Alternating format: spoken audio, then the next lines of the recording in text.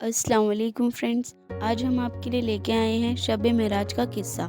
इस दिन क्या हुआ था और हमारे नबी पहली बार आसमान पे गए थे, क्यों गए थे और वहाँ क्या हुआ था, इस वीडियो में मैं आपको सारी बात बताऊंगी। तो आइए शुरू करते हैं। नबी करीम रसूल अल्लाह सल्लल्लाहु अलैहि वसल्लम ने फरमाया, एक रात मैं सो रहा था, अचानक छत फट गई और आसमान से जिब्रील अलैहिस्सलाम और कुछ फरिश्ते आए और मेरा चाक किया गया, मतलब काट दिया गया, और फिर आबे ज़मज़म से उसे धोया गया। जिब्रील अलैहिस्सलाम आसमान से एक चांदी का बर्तन लाए थे जिसके अंदर ईमान था। उसे मेरे अंदर भरा दिया गया क्योंकि अल्लाह करीम ने मुझे आसमान पर बुलाया था किसी खास मकसद के तहत। फिर जिब्रील अलैहिस्सलाम मुझे बाहर ले गए जहाँ एक सवारी थी जिसका नाम बुरक था, जो कद में गधे से बड़ा और खच्चर से छोटा था, जिसका एक कदम आसमान को पार करता था। सभी नबियों के सरदार हुजूर सल्लल्लाहु अलैहि वसल्लम ने फरमाया, मुझे मक्का ए मुबारक से मस्जिद अक्सा ले जाया गया, वहाँ बनाया गया और अपने तमाम नबी अलैहिस्सलाम की इमामत की। जैसे आपको इमाम उल अनबिया यानी तमाम नबियों का इमाम, उसका लीडर, इस शफ़ा से नवाजा गया। आप तमाम नबियों के सरदार हैं। सुभान अल्लाह। किसी शायर ने क्या खूब फरमाया है कि नमाज अक्शा में जब पढ़ाई तो अनबिया और रसूल ये बोले, नमाज हो तो नमाज ऐसी, इमाम हो तो इमाम ऐसा। जन्नत में हजरत आदम अलैहिस्सलाम से मुलाकात सल्लल्लाहु अलैहि वसल्लम। फिर यहाँ से हुआ आपका आसमानी सफ़र शुरू। जिब्रील अलैहिस्सलाम आपको लेकर पहली आसमान पहुँचे और दस्तक दी। फरिश्तों ने अर्ज़ किया, कौन? फरमाया गया, मैं जिब्रील अलैहिस्सलाम। साथ कौन है? फरमाया मोहम्मद है। अल्लाह करीम ने इन्हें बुलाया है। दरवाज़ा खोलते हैं, तमाम फरिश्ते आपको सलाम करते हैं। तभी वहाँ पर एक बुजुर्ग बैठे हुए मिलते हैं जो अपने सीधे हाथ की तरफ देखकर खुश हो जाते और उल्टे हाथ की अनबिया देखकर मायूस हो जाते। हुजूर ने फरमाया, ये कौन बुजुर्ग है? जिब्रील अलैहिस्सलाम ने फरमाया, ये तमाम इंसानी मखलूक के बाप हजरत आदम अलैहिस्सलाम हैं। पूछा, ये कभी खुश कभी उदास क्यों हो रहे? आपने फरमाया, सीधे हाथ की साइड में मैं अपनी उन औलाद को देखता हूँ जो जन्नत में जाएगी और उल्टे हाथ की ओर देखता हूँ तो जहन्नम में जाएगी। पूछा गया, कितने लोग जन्नत में जाएंगे? फरमाया गया, 1000 में से 999 जहन्नम में होंगे और एक जन्नत में। नबी अलैहिस्सलाम से मुलाकात। फिर आप दूसरे आसमान पर पहुँचते हैं, बिल्कुल इसी तरह पहुँचे जाते हैं, इज्जत मिलती है, आप अंदर जाते हैं। यहाँ आपको 2 नबी अलैहिस्सलाम मिलते हैं, हज़रत याह्या और हज़रत ईसा अलैहिस्सलाम आपसे कलाम करते हैं। फिर आप तीसरे आसमान की तरफ रवानगी होते हैं जहाँ नियति की खूबसूरती। अब नबी अलैहिस्सलाम से नबी की मुलाकात होती है। फरमाया, ये कौन है? फरमाया गया, ये यूसुफ अलैहिस्सलाम है। अल्लाह करीम ने दुनिया की खूबसूरती का बड़ा हिस्सा यूसुफ अलैहिस्सलाम को अता किया है। फिर आप छोटे आसमान पर पहुँचे जहाँ इदरीस अलैहिस्सलाम से मुलाकात होती है। फिर आप 5वें आसमान पर पहुँचते हैं जहाँ आपकी मुलाकात हज़रत हारून अलैहिस्सलाम से होती है। फिर आप 6ठे आसमान पर पहुँचते हैं जहाँ आपकी मुलाकात हज़रत मूसा अलैहिस्सलाम से होती है।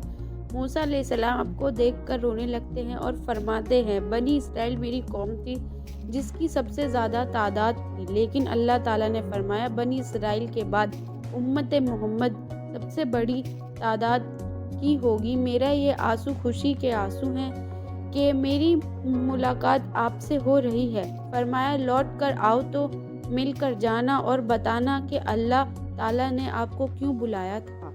सिदरतुल मुंतहा। उसके बाद आप 7वें आसमान पर पहुँचे जहाँ आपकी मुलाकात हज़रत इब्राहीम अलैहिस्सलाम से होती है, जो बैतुल महमूर के पास बैठे हुए होते हैं। बैतुल महमूर बिल्कुल काबे की तरह है जहाँ फरिश्ते तवाफ़ करते हैं और वो इतना बड़ा है कि एक तवाफ़ में 70,000 फरिश्ते कर पाते हैं اور فرشتوں کی اتنی تعداد زیادہ ہے کہ ایک بار جس فرشتے نے بیت المعمور کا طواف کر لیا اس کا دوسری باری نمبر قیامت تک نہیں آ سکتا۔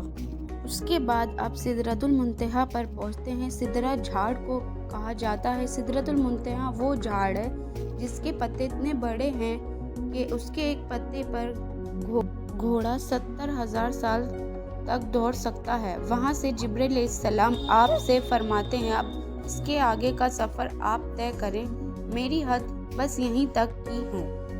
50 نمازوں سے 5 کا سفر۔ اب آپ کی ملاقات اللہ کریم سے ہوتی ہے۔ اللہ تعالیٰ آپ کو 2 تحفوں سے نوازتے ہیں۔ پہلا تحفہ سورہ بقرہ کی آخری 2 آیت جس کی بے شمار فضیلتیں بیان کی گئی ہے کہ جو کوئی ان آیت کو پڑھ لے اس کے لیے یہ کافی ہے۔ اس کے بعد آپ کو دوسرا تحفہ دیا گیا اور وہ یہی تھا کہ 50 وقت کی نماز۔ آپ تحفہ لے کر لوٹتے ہیں تو چھٹے آسمان پر آپ کی ملاقات حضرت موسیٰ علیہ السلام سے ہوتی ہے۔ وہ فرماتے ہیں بتاؤ کیوں بلایا تھا آپ کو؟ فرمایا یہ تحفہ دینے کے لیے۔ فرمایا اے محمد آپ کی امت یہ نمازیں نہیں ادا کر پائے گی، جاؤ کچھ کمی کروا لو کیونکہ میری امت کو اس سے بھی کم ملی تھی، انہوں نے ادا نہیں کی تھی تو یہ بھی ادا نہیں کر پائیں گے۔ آپ کی بات سن کر حضور اللہ کے پاس جاتے ہیں اور کم کرواتے ہیں۔ روایت میں آتا ہے آپ بار بار گئے اور ہر بار 5 نمازیں کم ہوئی۔ جب آپ آخری 5 بچی تو آپ موسیٰ علیہ السلام سے فرمایا اب مجھے شرم آ رہی ہے، میرے رب نے مجھے تحفہ دیا اور میں اس میں کمی اور بسی کرا رہا ہوں۔ جنت اور جہنم کی سیر۔ اتنے میں اللہ تعالیٰ کی آواز آتی ہے کہ اے محمد تیری امت کو ثواب 50 کے برابر ہی دیا جائے گا۔ سبحان اللہ، یہ ہے میرے رب کی کریم۔ محدثین فرماتے ہیں کہ اگر ایسی ہی نیت رکھ کر نیکی کرو گے تو صرف نماز ہی نہیں، اللہ تعالیٰ ہر ایک نیکی کا ثواب 100 گنا بڑھا کر دے گا۔ بے شک اس کے خزانے میں کمی نہیں ہے، وہ اتنا رحیم ہے کہ ایک نیکی پر 100 نیکی کا ثواب دے گا لیکن ایک گناہ کو 1 گناہ ہی لکھے گا۔ اس کے بعد آپ جنت اور جہنم کی سیر بھی کرتے ہیں۔ آپ ایک ایسی جگہ پہنچتے ہیں جہاں ایک خوبصورت حور بیٹھی ہوئی ہوتی ہے جو اتنی خوبصورت تھی کہ اس کے اندر کی ہڈیوں میں موجود گودا تک نظر آ رہا تھا۔ فرمایا اے جبرائیل علیہ السلام یہ کون ہے؟ فرمایا یہ حور ہیں اور جنت کی ملکہ ہیں۔ آپ پھر آگے بڑھتے ہیں تو وہاں ایک آدمی نظر آتا ہے جو ایک مسکراہٹ تھا نہ کچھ، بس سر جھکا کر گھڑے کے اندر ایندھن ڈال رہا تھا، اس سے آگ بڑھتی جا رہی تھی۔ فرمایا یہ کیا ہے؟ کہا کہ یہ جہنم ہے۔ ابو بکر صدیق کو صدیقی کیوں اور کیسے کہا گیا؟ جہاں کچھ لوگ جن کے ناخن پیتل کے تھے جس سے وہ اپنے بدن نوچ رہے تھے اور اپنے چہرہ نوچ رہے تھے۔ فرمایا یہ کون لوگ ہیں؟ فرمایا گیا یہ وہ لوگ ہیں جو دنیا میں لوگوں کی غیبت کرتے تھے، اس کی عزت پر مال کرتے تھے، آج یہ خود کو مال کر رہے ہیں۔ اس کے بعد آپ کو وہیں لے جا کر چھوڑا گیا جہاں سے لے جایا گیا۔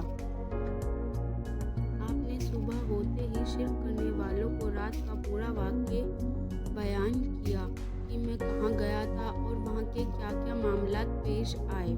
مشکرے مذاق اڑانے لگے۔ ابو بکر رضی اللہ عنہ فرمانے لگے اے محمد دیکھ کیا کہانی سنا رہا ہے، کیا تو یقین کرتا ہے ان باتوں پر؟ مہربان قربان جانے ایسی یاری پر، ایسے ایمان پر۔ اپنے جواب دیا کہ اگر میری محمد یہ فرمائے رہے ہیں تو بے شک وہ سچ فرما رہے ہیں۔ آپ کے اس جواب کے بعد سے آپ کو صدیقی کا لقب ملا۔ یہ تھا حضرت ابو بکر رضی اللہ کا ایمان کہ اگر سرکار نے فرما دیا ہے تو بے شک وہ حق، اور پھر اس کے آگے کوئی کتنا پرتوت نہیں آتا۔ نبی کے فرمانبردار بنو، رسول اللہ صلی اللہ علیہ وسلم کے فرمانبردار بنو۔ ہمارا ایمان بھی ایسا ہی ہونا چاہیے کہ اگر ہمارے نبی نے کچھ فرما دیا جو کچھ بھی کیا ہے اس میں سوال جواب نہیں ہوتے، بس ہم نے کرنا ہے، مطلب کرنا ہے۔ اگر میرے نبی نے فرما دیا ہے کہ 5 وقت کی نماز پڑھنی ہے تو پڑھنی ہے۔ اگر میرے نبی نے فرما دیا ہے کہ بیوہ طلاق شدہ بڑی عمر کی لڑکی سے نکاح کر سکتے ہیں تو کر سکتے ہیں اور کرنے دیں۔ اگر میرے نبی کسی کا دل مت توڑو نہ ہی دل دکھاؤ تو خدا کے لیے مت کرو ایسا کام۔